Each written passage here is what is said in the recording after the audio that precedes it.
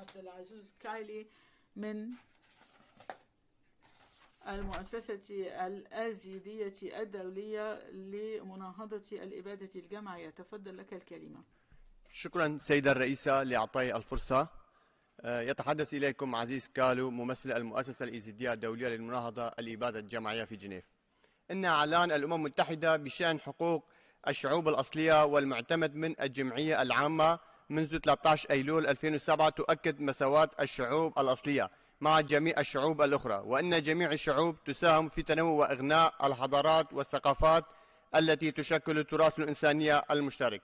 ومن الواقع المرئي والحالي أن شعب كردستان من سكان الشعوب الأصلية في المنطقة الجغرافية الممتدة بين كل من إيران والعراق وسوريا وتركيا، وأن الوجود التاريخي للكرد في تلك المنطقة يثبت ذلك بثقافته وتاريخه وتقاليده وعاداته وجغرافيته، وأن المادة 10 من إعلان تقول: لا يجوز ترحيل الشعوب الأصلية قسرا من أراضيها وأقاليمها، ولا يجوز أن يحدث النقل إلى مكان جديد دون إعراب الشعوب الأصلية المعنية عن موافقتها الحرة والمسبقة والمستنيرة، وبعد الاتفاق على تعويض منصف وعادل، والاتفاق حيثما أمكن على خيار العودة.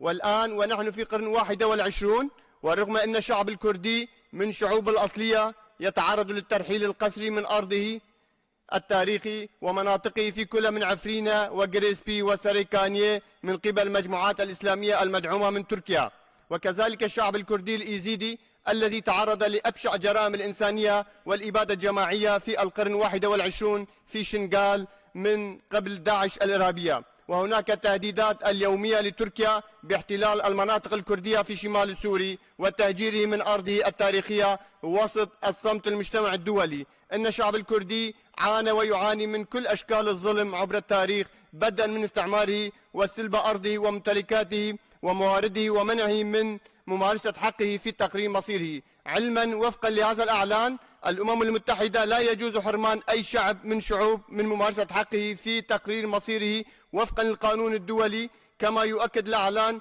أن الأمم المتحدة دور هام مستمر في تعزيز وحماية حقوق الشعوب الأصلية، ويؤكد السعي في الاعتراف بحقوق وحريات الشعوب الأصلية وحمايتها، ويؤكد أن للشعوب الأصلية حقوق جماعية لا غنى عنها. فلماذا الشعب الكردي الأصيل مستبعد من كل ما جاء في هذا البيان؟ شكرا لإصغائكم.